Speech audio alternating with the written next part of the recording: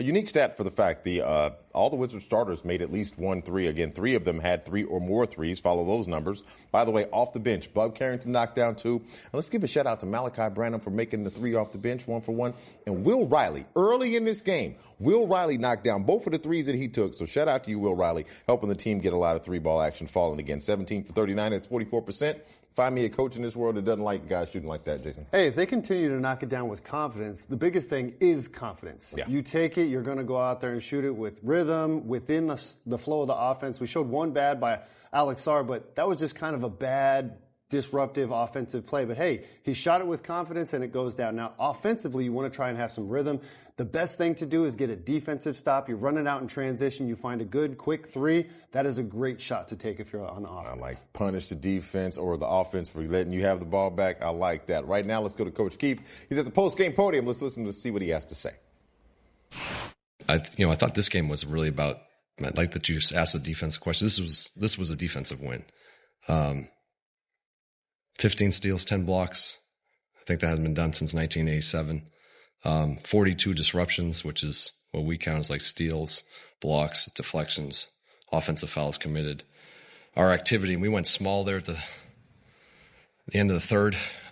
We tried a different lineup, and our guys were flying in. Malachi, we had Jameer, JC, and they got us back in the game because we were struggling just in that little stretch. And, I think that's a good development for our team that we can try different things, go with different lineups.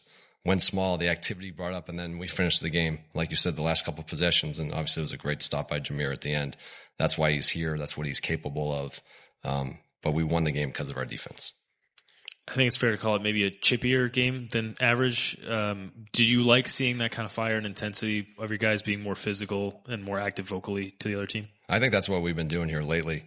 That's the nature of how games are. You got to embrace the competition. They're a big physical team. I thought we answered that very strongly. That's Coach Keefe, the post-game podium. By the way, get your John Wall Celebration Night swag. Visit the team store at Capital One Arena beginning today and purchase your commemorative items from the John Wall Collection. That sounds good. The John Wall Collection. Yeah, make sure you take advantage of that. By the way, coming up after us, Caps in Seattle taking on the Kraken. If you remember correctly, back in October, Caps walked away with a 4-1 win over the Kraken, so they're definitely going to take a little West Coast swing. Obi and crew on the ice. They'll be on following us here on postgame, so don't move. It's Monumental Sports Network. It's cool to be known as a good basketball player, but it's better to be known as a great person. It's more so about what I do off the court that I care about. John was her hero. We couldn't be more proud of his embrace of Washington, D.C.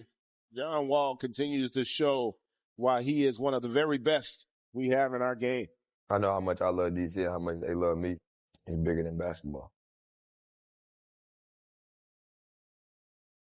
John Wall with an incredible hang and score. Around the back going 120 miles an hour. Oh, my. Wall over Kobe Bryant. He cashes it. John Wall is in the building. Wall drives up under the basket and one. Yeah! John Wall star. Incredible. What a step by Wall for the score. Wall banks and scores. The lane shoots, scores. Boy, oh boy, was that clutch. Gives it to Wall. Working against Bradley for 3. 6 seconds. Wall well beyond the arc for 3. It's there. John Wall. What a shot. The basketball going to stop bouncing one day for John Wall. I gave everything I had. Blood, sweat, and tears. The Wizards hosting John Wall Celebration Night on January 29th when the team takes on the Milwaukee Bucks at 7 p.m. Throughout the game, the team's going to honor the impact John has made on the franchise as well as the community. And the first 15,000 fans in the arena, they get a John Wall bobblehead to commemorate the night. So make sure you buy your tickets today at WashingtonWizards.com. When it comes to Wizards' favorite players, and I'm talking about this current roster, there's only one answer, and I do mean one. Favorite all-time Wizards player? Definitely John Wall. John Wall. That's a no-brainer. One of the craftiest players of all time. I grew up watching him. He was just really good. I kind of kept up with him. Obviously, I seen all the high school highlights. Around the time I was growing up, I was able to watch, kind of see the energy and the excitement he brought to the city and the team. It was a whole movement, from high school to college, all the way to NBA out. And I was old enough to kind of understand at that time. So he impacted the game in a good way. Just fun to watch. So I would say John Wall. Well, John, here we are.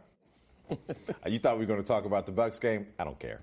The only part that I care about is giving you your flowers, my friend. And if we told you the first 15,000 get the John Wall bobblehead. I'll sit there right here for everyone to see at home.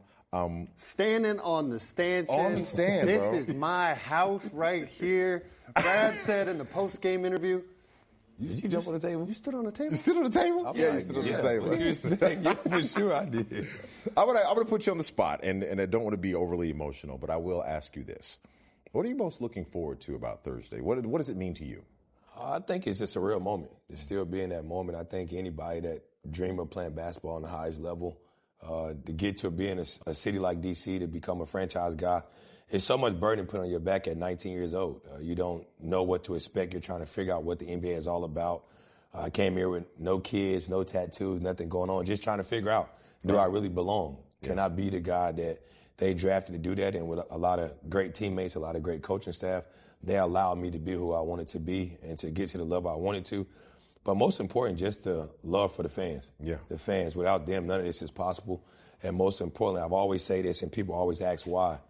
My mom said be known as a better person than just a basketball player. So I think for me, it's all the stuff I do in the community. That's what make me feel like I'm welcome to come back here outside of just what I did on a basketball court. Jason, that was what I was about to ask you, was about the community side of John. Not just John on the court. We know about the 94-50.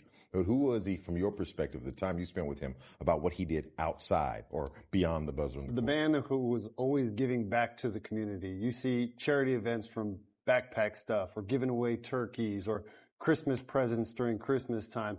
This man gave his time up off the court so much more than was on the court. This community really enveloped John as a person. This is where he grew up in his early part of his career. This is where he really became a man amongst men in the NBA. And for the organization to give back to John and have a celebration night for John, I don't want to say overdue because I still wish he was playing and doing his thing out there. But I know. For the most part, I got to be a part of that. And I got to see the big shot against Boston in Game 6 to send us to a Game 7. Seeing everything firsthand and what he put his body through and his mind through and how he took it all in stride, that's why he was called a wall star. John, all these artifacts in the store where people can stop by and actually see your literal trophy from the dunk contest. You've got the shoes in there, the jersey. Is there any particular item in there that you want to make sure people stop by and see? Well, I'm trying not to get emotional now, but I never got to see that till like now. But I think all of it, to be honest, just to see all of it, because everything I have accomplished being in the Wizards jersey is done because the organization took opportunity to draft me one. Yeah. But like I always say, the fans for sure, the people that was behind the scenes that worked for the team, and like I always say, my teammates and coaching staff. Because without them, they wouldn't allow me to be how special I was on the court. So I want to give a shout out and thanks for all them, because all that y'all get to see is not possible without them. John, that right there is why the city loves you so much, because you understood it wasn't just you. What's the old adage, Jason? If you want to go fast, go by yourself. If you want to go far, go together. Go together. Take some people with you. There you go. John Wall, we can't wait to honor you on Thursday. Thanks for spending time with us tonight. We got a dub for John tonight. That's what I'm talking about. I brought another dub back? Another one, bro. That's what I'm saying. You better show up and do it again. Guys, thanks so much. On Thursday, that game's on Amazon, but we'll be here in COA celebrating John. We're back on the air Friday. So on behalf of our great crew and staff here at the Mighty Sports Network, for John Wall, Jason Smith, I'm Wes Hall. Thanks so much. We'll see you next time.